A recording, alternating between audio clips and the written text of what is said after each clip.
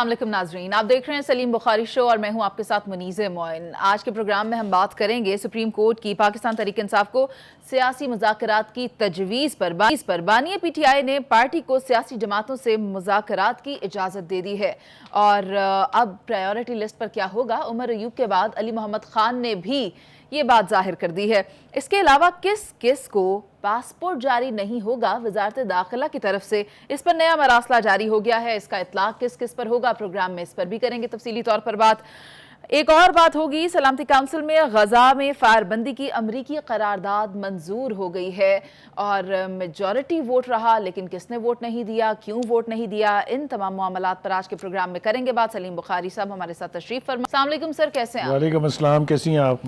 اللہ کا شکر سر، میں ٹھیک ہوں۔ لیکن اب آپ یہ دیکھ رہے ہیں کہ بانی پی ٹی آئی نے اجازت دے دی ہے، لیکن آپ کو کیا لگتا ہے سر کہ جمہوریت کی بقا کے لیے کیا سب مل کر بیٹھیں گے، ملک کے وسیع تر مفاد کے لیے کیا سب ایک پیج پر آئیں گے؟ دیکھیں 2018 کے الیکشن کے بعد سے تو پی ٹی آئی مکمل طور پر ڈینائل موڈ میں تھی کہ ہم نے سیاستدانوں سے تو بات ہی نہیں کرنی ہے۔ وہ تو چونکہ ایک ضرورت کے تحت مولانا فضل الرحمان کو قریب کرنا پڑ گیا تو وہ تھوڑی سی ایک فیس سیونگ مل جاتی ہے ان کو، لیکن ادروائز وہ سیاستدانوں کو چور ڈاکو کہہ کے ہمیشہ سے ان مذاکرات سے نہ صرف انکار کرتے رہے، بلکہ انہوں نے کہا کہ یہ اس قابل ہی نہیں ہے کہ ان سے ہم بات کریں۔ اس کا ان کے پاس کیا جواز تھا، یہ ایک علیحدہ بحث ہے اور علیحدہ پروگرام کا حصہ ہے۔ ہم یہ دیکھتے ہیں کہ یہ جو مذاکرات کی اب بات کی ہے انہوں نے، اس کا پس منظر کیا ہے۔ دو تین باتیں اس بنیادی طور پہ 4 سوال اٹھتے ہیں۔ اچھا، پہلا سوال یہ ہے کہ پی ٹی آئی سیاسی مذاکرات کیوں کرنا چاہتی ہے اب؟ دوسرا سوال یہ ہے کہ مذاکرات ہوں گے تو اس کا ایجنڈا کیا ہوگا؟ تیسرا سوال یہ ہے کہ مذاکرات کے نتیجے میں پی ٹی آئی کیا فائدہ حاصل کرنا چاہتی ہے؟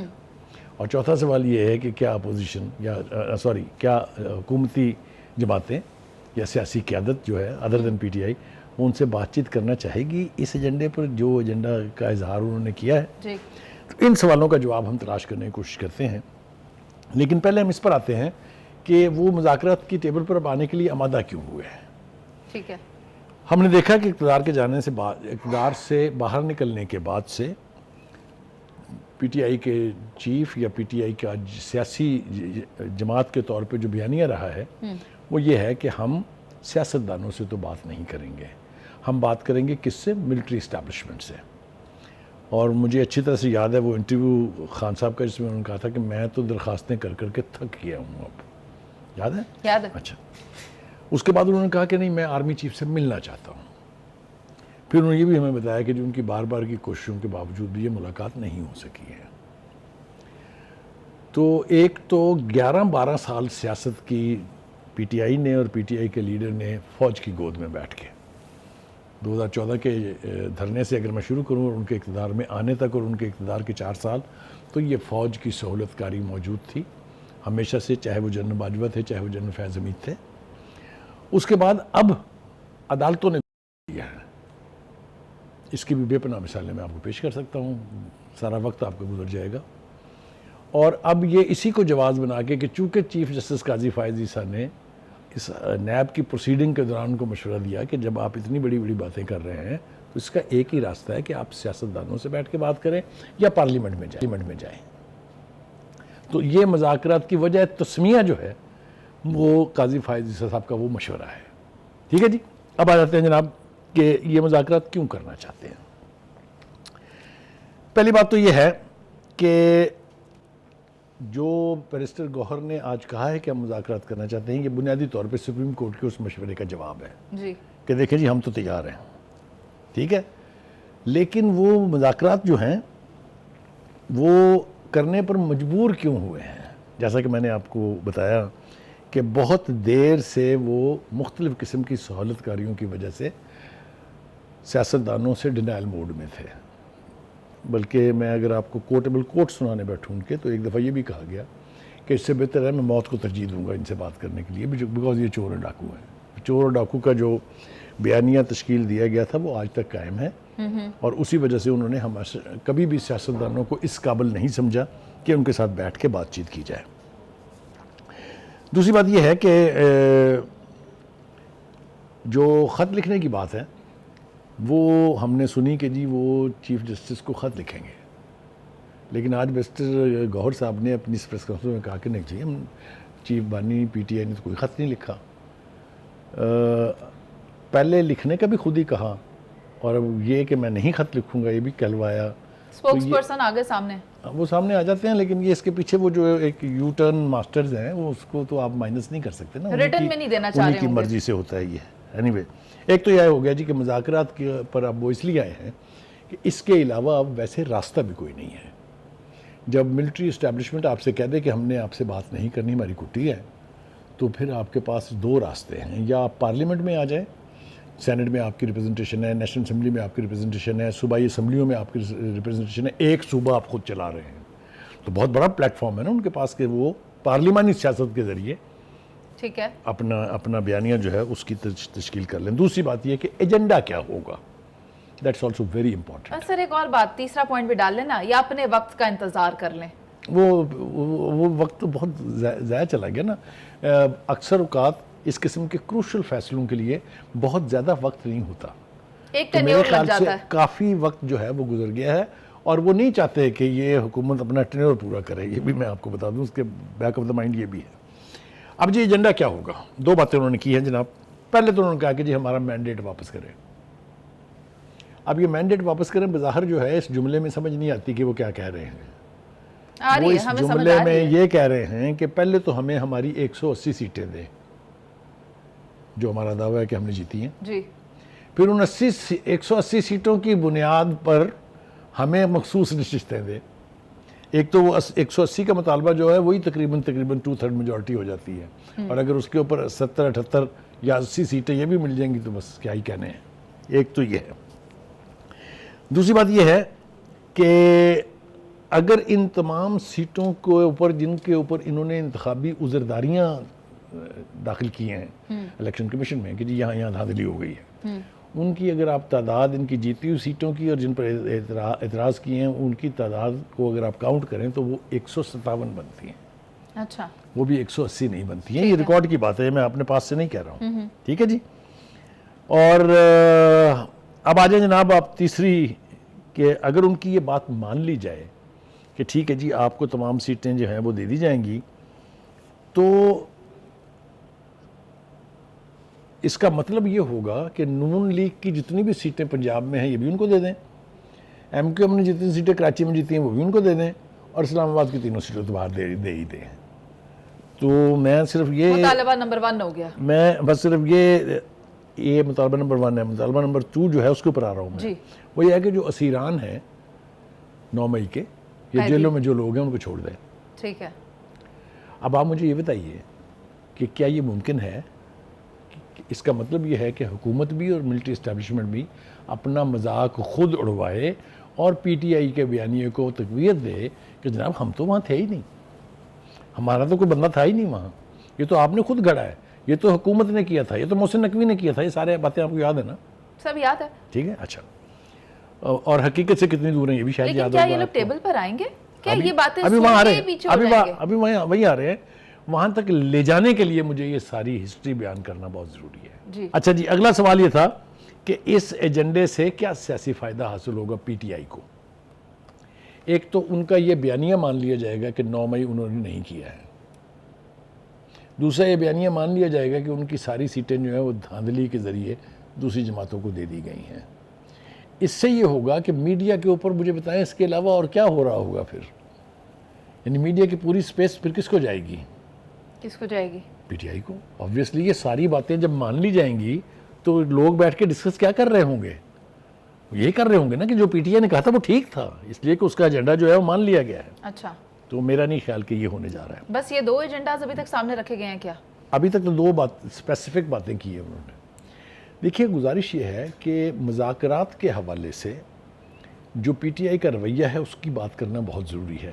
یہ ہے ہمارا چوتھا سوال کہ کیا سیاسی قیادت اب ان کے ساتھ بیٹھ کے بات چیت کرے گی؟ جی. 2 باتیں. پہلی بات تو جیسا میں نے کہا کہ جو ان کا رویہ ہے وہ بڑا عجیب و غریب رہا ہے جہاں تک مذاکرات کا تعلق ہے.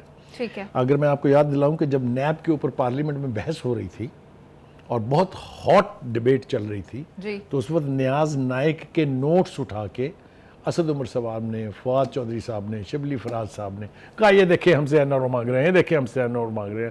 نہ وہ کوئی ڈرافٹ تھا معاہدے کا، نہ کوئی کچھ تھا، وہ ان کے پرائیویٹ نوٹ تھے. اور اس کو جواز بنا کے انہوں نے بائیک آؤٹ کر دیا تھا اس پروسیڈنگز کا. ٹھیک ہو گیا جی. اس کے آگے چلتے ہیں جناب.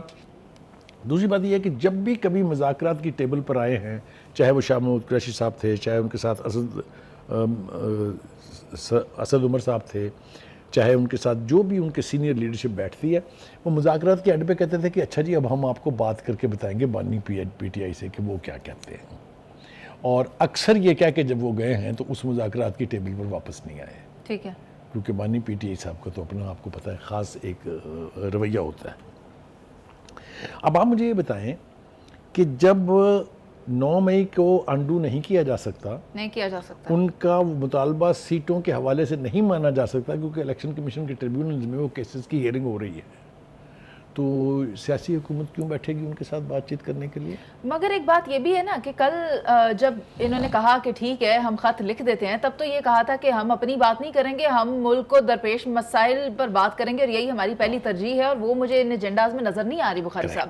اصل بات یہ ہے، اب آپ نے ٹھیک بات کی ہے، میں بالکل اسی طرف آ رہا تھا کہ اگر تو آپ نے ایشو ٹو ایشو بات کرنی ہے، مثال کے طور پہ نیب کا قانون ہے، آپ آئیں پارلیمنٹ کے اندر اڑا، یہ جو حد تک عزت کا جو نیا ایک درفنتری چھوڑی ہے پنجاب گورنمنٹ نے، اس کو اڑا کے رکھ دیں آپ. اچھا سر، جہاں آپ پوائنٹ ٹو پوائنٹ کی بات کر رہے ہیں وہاں چلیں سینٹ کی کمیٹیوں کی چیئرمین شپ کی طرف آ جاتے ہیں، یہ بھی بڑا اہم معاملہ ہے. لیکن اب آپ مجھے یہ بتائیں کہ کیوں انکاری ہے حکومت اپوزیشن کے ساتھ اس معاملے میں تعاون کرنے پر؟ دیکھیے یہ نا ہمیشہ سے 2 وے ٹریفک ہوتی ہے. اچھا، یہ 1 وے ٹریفک نہیں ہوتی کہ جو آپ خواہش کرتے ہیں وہ تو مانی جائے، جو آگے سے کوئی ڈھنگ کی بات کرے آپ کہیں نہیں ہم تو بات نہیں کریں گے. ٹھیک ہے. یہ بالکل آپ نے ٹھیک کہا ہے کہ بھائی جب یہ الیکشن کا پروسیس ہی نہیں ہے، ایک روایت چلی آ رہی ہے جمہوری کہ آپ اپوزیشن پارٹیز کو یہ اسٹینڈنگ کمیٹیز دے دیں جی، تو آپ اس کے اوپر عمل کریں. لیکن آپ تو اس کے اوپر عمل کریں اور دوسری پارٹی اس کے اوپر کچھ بھی نہ کرے، کسی جگہ گیون کرنے کے لیے تیار نہ ہو تو کیسے ہوگا؟ جہاں تک اس پرٹیکولر فائنانس کی اسٹینڈنگ کمیٹی کا تعلق ہے، مانڈوی والا جو ہیں وہ منتخب ہوئے ہیں جی، اور انہوں نے جو اس کی پروسیڈنگ تھی اس کا بائیک آؤٹ کیا، شبلی فراز صاحب نے بھی، اور ایک ان کے ساتھ محسن زین صاحب، دونوں وہ نہیں بیٹھے اس میں. لیکن مانڈوی والے نے کہا ہے کہ بھائی پچھلی دفعہ جب اس کے الیکشن ہوئے تھے سینٹ کے، تب بھی تو ووٹنگ ہی ہوئی تھی اس کے اوپر. ٹھیک ہے. تو ایسا نہیں ہے کہ انپریسیڈنٹڈ واقعہ ہوا ہے، پہلے ہوا ہے. لیکن جیسا میں نے کہا اگر جمہوریت کی اسپرٹ یہ ہے کہ وہ اپوزیشن کو ملنی چاہیے تو وہ اپوزیشن کو دینی چاہیے، یہ ان کا رائٹ بنتا ہے.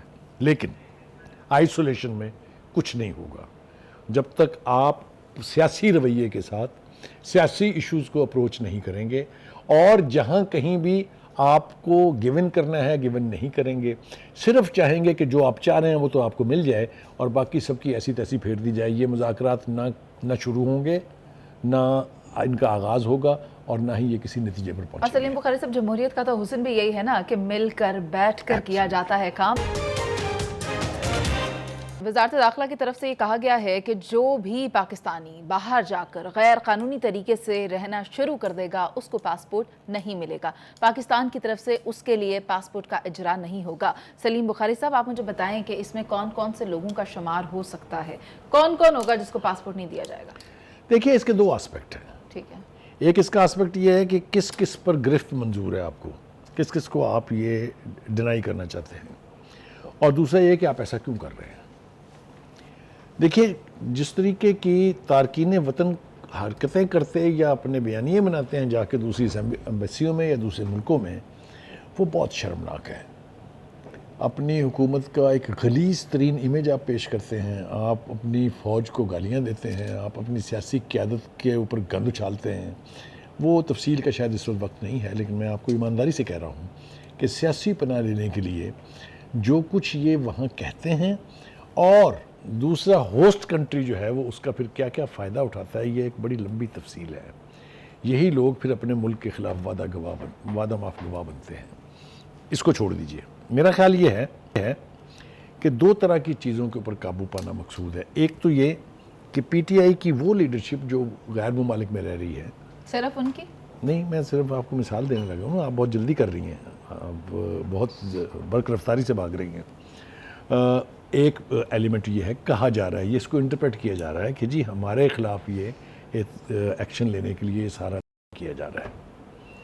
دوسرے وہ لوگ ہیں جو میڈیا سے متعلق ہیں اور میڈیا پر وہاں بیٹھ کے یوٹیوب کے ذریعے یا دوسرے سوشل میڈیا پلیٹ فارم کے اوپر جو کچھ کہہ رہے ہیں. اس لیے آپ سے کہا کہ یہ اس کے کئی مقصد ہو سکتے ہیں. حکومت کسی نہ کسی طریقے سے ان ایلیمنٹس پر بھی قابو ڈالنا چاہتی ہے جو پاکستان کی بدنامی کا باعث بن رہے ہیں یا ان کو ایکسپوز کر رہے ہیں. چلے آپ ایسے کہہ لیجئے, سافٹ بات یہ ہے. لیکن اس کے لیے بڑا دل گردہ چاہیے کہ آپ یہ کہیں کہ وہ تو بہت ٹھیک کر رہے ہیں, وہ تو آزادی رائے ہے, صدقے جائیں اس آزادی رائے سے. لعنت ہے 1,00,000 مرتبہ اس آزادی رائے پر جو اپنے ملک کی تذلیل کا باعث بنتے ہیں. ٹھیک ہے, ان کا بولنا غلط, بولنا غلط, ان کو بولنے ہی نہیں دینا چاہیے, ان کی آواز نہیں سننی چاہیے. آپ کیسے پاکستانی ہیں جو آپ اپنے پاکستان کی ذلت کا باعث بن رہے ہیں اور آپ سمجھتے ہیں آپ بہت بڑا کام کر رہے ہیں. کمال ہے. کوئی بھی ہو, چاہے اس کا تعلق مسلم لیگ سے ہے, چاہے اس کا تعلق پیپلز پارٹی ہے, جنہوں نے بھی کیا ہے انہوں نے پاکستان کی کوئی خدمت نہیں کی ہے. اپنے پولیٹیکل اینڈ اچیو کرنے کے لیے ملک کو کمپرومائز کرنا کسی طرح کی پاکستانیت نہیں ہے میڈم, یہ آپ کو ماننا پڑے گا. سلیم بخاری صاحب, یہ لوگ جاتے کیوں ہیں؟ دیکھیے یہ جاتے کیوں ہیں, بہت ساری اس کی وجوہات ہو سکتی ہیں. کچھ لوگ وہ ہیں جو اینٹیسپیٹ کرتے ہیں کہ ساڈی بھی واری آئے گی, وہ بھاگ جاتے ہیں. کچھ لوگ ایسے ہیں جو باہر بیٹھ کے یہ سمجھتے ہیں کہ وہاں کچھ بھی ٹھیک نہیں ہے. میں نے جیسا آپ سے کہا کہ یہ صرف وہی تارکین وطن نہیں, جو پاکستانی باہر بستے ہیں ان کی میں مثال آپ کو دوں. اگر کوئی دنیا کا شخص اترے اور وہ مجھے یہ کہے کہ مدینہ منورہ میں جو کچھ پی ٹی آئی کے لوگوں نے کیا تھا وہ بالکل ٹھیک تھا, تو میں اس کی عقل کا ماتم کیے بغیر نہیں رہ سکتا. ٹھیک ہے جی. اسی طریقے سے پاکستان کی فوجی قیادت کی تصویریں, ججز کی تصویریں لگا کے جوتیوں کے ہار پہنانا ان کے گلے میں اور وینز کے اوپر لگا کے بڑی بڑی تصویریں اس کو پھرنا, اگر یہ پاکستانیت ہے تو اس پر 1000 بار لعنت ہے. ذمہ داری سے کہہ رہا ہوں, یہ ول اسٹینڈ مائی ورڈز. تو کہنے کا مطلب یہ ہے کہ ہم اس قانون کی بات کرتے کرتے کہیں سے کہیں پہنچ گئے ہیں. ٹھیک ہے, چلیں اس کی اچھی بات یہ ہے کہ جی ہیومن ٹریفکنگ پر تو کنٹرول کر لیا جائے گا نا. One good aspect of it, آپ نے دیکھا ابھی کتنے بڑے نام کے اوپر مقدمہ چل رہا ہے, ان کے والد کی کنٹریبیوشن دیکھیں آپ, ان کی جو آرگنائزیشن ہے اس کا کنٹریبیوشن دیکھیں آپ, کیا ہو رہا ہے. تو دس از انفارچونیٹ. ایک تو ہیومن ٹریفکنگ کو روکنا چاہیے, کوئی دو رائے اس کے بارے میں نہیں ہے. دوسرا یہ کہ اگر کسی ایک سیاسی جماعت کے بیانیوں کو لے کے پاکستان کی ایز اے مملکت, ایز این اینٹی اگر آپ نے نفی کرنی ہے تو یہ پاکستانیوں کو زیب نہیں دیتا. اس کے لیے ہندوستانی کافی ہیں. ٹھیک ہے, اب آپ کو میں مثال دیتا ہوں کیوں میں یہ کہہ رہا ہوں. آپ دیکھیے, یہ قانون بھارت میں بھی ہے, یہ قانون چین میں بھی ہے کہ ایسے لوگ جو ملک سے فرار ہو جاتے ہیں یا ایسے کرمنلز جو یہاں سے مرڈر کیا باہر چلے گئے. آپ نے نہیں سنا کتنی مرتبہ لوگ, کوئی دبئی جا کے بیٹھ جاتا ہے, کوئی کہیں جا کے بیٹھ جاتا ہے, واپس آتے ہیں مرڈر ہوتے ہیں. آپ کے سامنے مثال ہے نا, لاہور میں کتنے مرڈرز ہوئے ہیں اس طرح. تو اس طرح کے لوگ اگر اس کا فائدہ اٹھانا چاہیں تو وہ فائدہ نہیں اٹھانے دینا چاہیے. These people should come back, face the trial اور اپنے منطقی انجام کو پہنچنے چاہیے. لیکن اگر اس کا مطلب کسی طریقے سے کوئی سیاسی فائدہ حاصل کرنا ہے, اس کے ہم خلاف ہیں اور اس میں آپ کے ساتھ ہوں. سلیم بخاری صاحب, سیاسی پناہ لینے والے اس سے متاثر ہوں گے؟ سیاسی پناہ لینے والے اس سے یقینی طور پر متاثر ہوں گے, کیونکہ یہ قانون ایکسیپشنز کے ساتھ نہیں بنایا جا رہا ہے. یہ قانون will be applicable to all those جو غیر قانونی طریقے سے گئے ہیں, غیر قانونی طریقے سے سٹے کر رہے ہیں, وہاں اسائلم لینے کے لیے پاکستان کی بدنامی کا باعث بن رہے ہیں, وہاں بیٹھ کے پاکستان کی حکومت کو, پاکستان کی لیڈرشپ کو, پاکستان کی پولیٹیکل لیڈرشپ کو صبح سے شام تک کیا کیا کہہ رہے ہیں. آپ کو پتہ ہے دل میں. آپ پھر کیا ہوگا اس کے بعد؟ پاسپورٹ نہیں ملے گا, پھر واپس آئیں گے یہ لوگ؟ واپس آئیں گے تو پکڑے جائیں گے نا, دھر لیے جائیں گے نا. اچھا, ہاں, کیونکہ جب ان کو پاسپورٹ آپ نہیں دیں گے تو یہ ڈپورٹ ہوں گے وہاں سے. پاسپورٹ نہ دینا, اور اس کے اندر ایک اور باریکی تھی جس کو آپ نے نوٹس نہیں کیا, وہ ایک شناختی کارڈ بھی جاری نہیں ہوگا ان کو. صحیح. تو جب ان کے پاس نہیں ہوگا تو how can they stay any where in the world. لوٹ کے بدھو گھر کو آئے, لوٹ کے بدھوؤں کو گھر آنا پڑے گا اور آ کر فیس کرنا پڑے گا. دیکھیے, گزارش یہ ہے کہ ہم یہاں پر بیٹھ کے کسی کو اس طرح سے کنڈون نہیں کر سکتے کہ بھائی جو بھی آپ کہہ رہے ہیں وہ ٹھیک ہے, ہماری مجبوری ہے, ہم کیا کریں, اب آپ کو یہ برداشت کرنا پڑے گا. گزارش یہ ہے کہ laws should be made without any bad intentions اور against any one particular group. Laws should have کہ اس کی جو اپلیکیشن ہے وہ سب کے اوپر ایون ہینڈڈ ہو. ٹھیک ہے بخاری صاحب. سلامتی کونسل میں غزہ پر فائر بندی کے حوالے سے امریکی قرارداد منظور ہوئی ہے. سلیم بخاری صاحب، بہت دیر نہیں کرتی امریکہ نے یہ قرارداد پیش کرتے جب ہم تقریباً 40,000 کے قریب فلسطینی اپنی زندگی سے ہاتھ دھو بیٹھے ہیں، جن میں خواتین بھی ہیں، بچے بھی ہیں.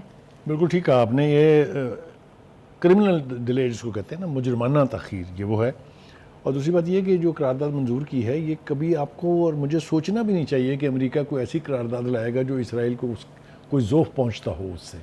آپ دیکھیں نا، پورے جتنے بھی اس وقت مذاکرات کے ساتھ جڑے لوگ ہیں یا ملک ہیں، وہ سب کہہ رہے ہیں مستقل جنگ بندی ہونی چاہیے. تو بھائی اپنی آخری منزلوں کو چھو گئی ہے. لاکھ سے اوپر لوگ یا بلکہ 1.5 لاکھ سے اوپر لوگ یا زخمی ہیں یا جانوں سے ہاتھ دھو بیٹھے ہیں، اور آپ کہہ رہے ہیں 6 ہفتے کی جنگ بندی کر لیں. تو یہ کس کو سپورٹ کرتے ہیں؟ آپ کو پتہ ہے نا کہ اسرائیل خلاف ہے اس کسی بھی مستقل جنگ بندی کے. تو اس کے اندر بھی دیر از اے بائٹ. لیکن بہرحال Hamas has responded to it very intelligently. انہوں نے کہا جی ٹھیک ہے، کہیں نہ کہیں سے آغاز تو ہونا ہے نا. انہوں نے تو اس قرارداد کو پہلے ایکسیپٹ کر لیا ہے. اچھا. لیکن جو روس ہے جس نے اس ووٹنگ میں حصہ نہیں لیا، ان کا بھی خیال یہی ہے کہ چونکہ اس میں پرماننٹ جنگ بندی کا کہیں ذکر نہیں ہے، اس لیے یہ قرارداد جو ہے وہ سارے آبجیکٹو پورے نہیں کرتی جو اس جنگ سے نجات کے لیے ہونے چاہیے. ایک بات. ٹھیک ہے. دوسری بات یہ ہے کہ اسرائیل بھی اپنے کسی معاہدے پر نہ پہلے کبھی کھڑا ہوا ہے. کدھر گیا کیمپ ڈیوڈ جس کے تحت 2 ریاستیں بننی تھی؟ تو یہ قرارداد بھی وہ اپنی مرضی سے جو ہے اس کو امپلیمنٹ کرے گا. آپ دیکھ رہے ہیں کہ یونائٹڈ نیشن میں سیکورٹی کونسل کا اجلاس ہو رہا ہے. جنرل اسمبلی کی میجورٹی 2/3 میجورٹی سے زیادہ لوگ انڈورس کر رہے ہیں حماس کا پوائنٹ آف ویو، اور وہ قتل و غارت جاری رکھے ہوئے ہیں. ایک دن کے لیے اس نے بامبنگ اور اٹیکس اور ٹینکوں کی کارروائی نہیں روک کے دی ہے. صحیح. تو ہم اپنی کھلی آنکھوں سے دیکھ رہے ہیں کہ اسرائیل ہٹ دھرمی پہ تلا ہوا ہے. امریکہ آبویسلی اس کی سپورٹ کرے گا. اس کی وجوہات ہم نے ایک دفعہ پہلے بھی پروگرام میں ذکر کیا تھا کہ چونکہ ساری بزنس لیڈ جو ہے وہ جیوز ہے، کیونکہ جتنے بڑے ادارے ہیں ان کے اوپر جو ہیڈ بیٹھے ہوئے ہیں وہ سارے جیوز ہیں، اور اکثریت ان میں سے زائنسٹ ہیں جو اینٹی مسلم رویے رکھتے ہیں. تو اس کی وجہ سے امریکہ کا صدر ہو، چاہے وہ بائیڈن ہو، چاہے وہ ٹرمپ ہو، چاہے کوئی بھی ہو، وہ ہمیشہ سے مفلوج رہتا ہے، محتاج رہتا ہے ان کی خواہش کا. ہیونگ سیڈ دیٹ، الجزائر کے جو سفیر ہیں انہوں نے کہا کہ یہ متن مکمل نہیں ہے، لیکن اس سے فلسطینیوں کو امید کی ایک کرن نظر آتی ہے، کیونکہ اس کا متبادل قتل و غارت گری اور تباہی ہے. یہ بات تو ٹھیک ہے کہ اگر 6 ہفتے کا بریک بھی آتا ہے تو ایک تھوڑا سا ریلیف تو ملے گا. اصل بات یہ ہے کہ نہ تو باہر سے ایڈ پہنچنے دی جا رہی ہے، یعنی کھانے پینے کی وہاں قحط کی جو بدترین کنڈیشنز ہو سکتی ہیں وہ پرویل کر رہی ہیں اس وقت. اوپر سے جو مارا ماری قتل و غارت گری کا بازار گرم ہے وہ آپ کے سامنے ہے. وہ ہم کئی دفعہ رونا رو چکے ہیں مسلم ممالک کا. ایک دفعہ پھر رو لیتے ہیں کہ خدا کے واسطے آنکھیں کھولیں. آپ دیکھیں کس قسم کا ظلم و ستم ہو رہا ہے، کس قسم کا سٹیٹ ٹیررزم ہو رہا ہے. تمام سابقہ جو جنگیں تھیں، جو تمام سابقہ بدترین ہیومن اینیمیز تھے، ان کے ریکارڈ ٹوٹ رہے ہیں. آپ چپ کر کے لفظوں کی کھیل کھیل رہے ہیں. تو یہ اب صورتحال جو ہے بہت تکلیف دہ ہے. دیکھتے ہیں کہ اس کا کیا ہوگا. ایک اسرائیلی کابینہ کے رکن جو ہیں انہوں نے استعفیٰ دے دیا ہے نیتن یاہو کی پالیسیوں کے خلاف، اور اسی طرح ایک فوجی جو ہے جب اس کو کہا گیا کہ آپ دوبارہ غزہ میں جائیں اور جا کے وہاں لوگوں کے قتل و غارت کو جاری رکھیں، تو اس نے خودکشی کر لی ہے. تو یہ سارے انڈیکیٹرز ہیں اس بات کے کہ اسرائیل جو کچھ بھی کر رہا ہے اور امریکہ جس اسرائیل کو سپورٹ کر رہا ہے وہ انسانیت کے دشمن ہے. وہ ایک انڈیویجول کے، ایک کمیونٹی کے دشمن نہیں تو امریکہ کا انٹرسٹ کیا ہے؟ دیکھیں میں نے بتایا تو ہے آپ کو کہ سب کچھ اس کا جو ہے وہ جیوز کے ہاتھوں میں ہے. ٹھیک ہے. اس کی اکانومی، اس کی آرم فورسز، اس کے جتنے بھی آئینی ادارے ہیں ان سب کے اوپر کوئی نہ کوئی ایک زائنسٹ مائنڈ کا بندہ بیٹھا ہوا ہے. لہٰذا وہ تو اپاہج ہے. وہ ہیومن رائٹس کی بات کرتے ہیں لیکن اسرائیل کے معاملے میں آپ نے دیکھا ان کا رویہ کیا ہوتا ہے. تو اس لیے ایک ضرورت اس بات کی تھی کہ ہماری مسلم قیادت جو ہے وہ سر جوڑ کے بیٹھتی، کوئی ایک فیصلہ کرتی، کوئی ایک تھریٹ کرتی. وہ اس قابل نہیں ہے، یہ ثابت ہو گیا ہے. اچھا، لیکن سلیم بخاری صاحب اگر میں اسرائیل کے سٹانس کی بات کروں تو وہ ابھی بھی بہت ریجڈ ہے. وہ کہتے ہیں کہ ہمیں ہمارے قیدیوں کی رہائی چاہیے اور حماس کا خاتمہ چاہیے. دیکھیے یہ دونوں ہی چیزیں ان ایکسیپٹیبل ہیں. یہ حماس ایک سے زیادہ بار کہہ چکا ہے. آپ نے قسم کھائی تھی ہم حماس کو نیست و نابود کر دیں گے. آپ کے اپنے جو حواری ہیں، جو آپ کے اپنے اتحادی ہیں، وہ آپ کو بتا رہے ہیں کہ آپ حماس کا کچھ نہیں بگاڑ سکے.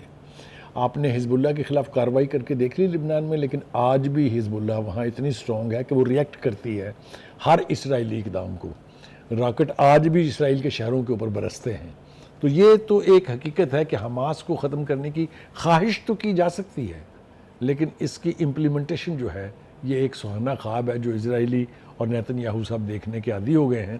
نہ تو حماس ختم ہونے جا رہی ہے، نہ آپ فلسطین کو صفحہ ہستی سے مٹا سکتے ہیں. لیکن ابھی کوئی منظر نامہ واضح نہیں ہے، ابھی کوئی حتمی فیصلہ نہیں ہوا ہے. لیکن یہ تاخیر جو ہے یہ فلسطینیوں کے قتل عام کا ایک لیبارٹری بنی ہوئی ہے وہاں، جن کی میس گریوز دریافت ہو رہی ہیں، اس میں سے 30 35 80 لوگ نکل رہے ہیں. تو منظر نامہ تو بہت تکلیف دہ اور بہت ہی شرمناک ہے. کب آنکھیں کھلیں گی ہماری مسلم ممالک کی قیادت کی، کب ہم پہنچیں گے ان کی مدد کو؟ یہ سارے سوالیہ نشان تو ضرور ہیں، سوال ضرور ہیں، ان کے جواب کہیں نہیں ہے. سلیم بخاری صاحب، آپ پھر کہیں یہ نہ کہہ دیں کہ میں ریپیٹ کر رہی ہوں سوال، لیکن میرا سوال ہے کہ امریکہ کو اب آ کر کیا سوجی جب پہلے وہ اس معاملے پر مخالفت کرتا رہا ہے، اب آ کر کہہ رہا ہے کہ اس سلسلے کو ختم کرو؟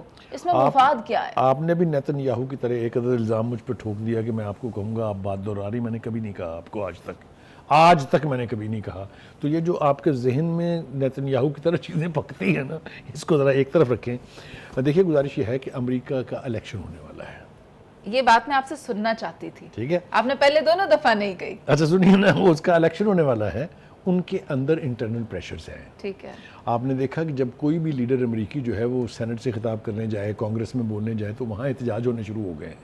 آپ نے دیکھا وہاں کی یونیورسٹیاں ابل پڑی ہیں فلسطینیوں کے حق میں. آپ نے دیکھا کہ ان کی لیڈرشپ کے بھی رویوں میں تبدیلی آ رہی ہے. تو یہ سارا پریشر جو بلڈ اپ ہوتا ہے، وہ چاہے امریکی صدر ہو چاہے کوئی بھی ہو، اس کو افیکٹ ضرور کرتا ہے. آپ نیتن یاہو کو سمجھتی ہیں کہ اس کے اوپر پریشر نہیں ہے، اس کے اوپر انٹرنل اتنا پریشر ہے کہ مظاہرے ہو رہے ہیں تل ابیب کی سڑکوں کے اوپر، چاہے وہ قیدیوں کی رہائی کے حوالے سے ہیں، چاہے وہ اس کی پالیسیوں کے خلاف ہیں. تو یہ جو جو انٹرنیشنل رائے عامہ ہے، جو اوپینین ہے لوگوں کی، وہ افیکٹ ضرور کرتی ہے. And Joe Biden is no exception. Election is at hand. وہ کچھ نہ کچھ دیکھیں نا، اس نے اپنے اتحادیوں کو بھی راضی رکھنا ہے. جن مسلمان قیادت کو انہوں نے اب تک خاموش رکھا ہوا ہے، کچھ کرنے نہیں دیا ہے، ان کی بھی تو ایک پیشنس کی الٹیمیٹ لمٹ ہے. تو میرے خیال سے اس سچویشن کو ریزالو کرنے کی ایک سنجیدہ کوشش میں اس لیے ضرور کہوں گا کہ اگر 6 ہفتے کا ریلیف آتا ہے، ایک تو قتل و غارت رک جائے گی، ایک تھوڑا سا ریلیف کے لیے پھر راستہ نکلے گا. اس وقت اصل ضرورت یہ ہے کہ جنگ وہاں مستقل بنیادوں پر بند ہو. وہاں انٹرنیشنل ایڈ جو پہنچنے کے لیے بے قرار ہے. آپ اگر دیکھیں جو مصر والی سائیڈ کی جو سڑکیں ہیں، ان کے اوپر سینکڑوں کی تعداد میں کنٹینرز کھڑے ہوئے ہیں. لیکن چونکہ غزہ کی پٹی کے اوپر اب مصر کا کوئی اختیار نہیں ہے، وہ اسرائیلیوں کے قبضے میں ہے، لہٰذا ایک ٹرک بھی ان کی مرضی کے بغیر اندر نہیں جا سکتا. تو اسی لیے یہ فلسطین کی طرف سے ویلکم کی جا رہی ہے بات کہ ٹھیک ہے، ایک ریلیف تو چاہیے انہیں. وہ تو صرف جنازے اٹھا رہے ہیں نا.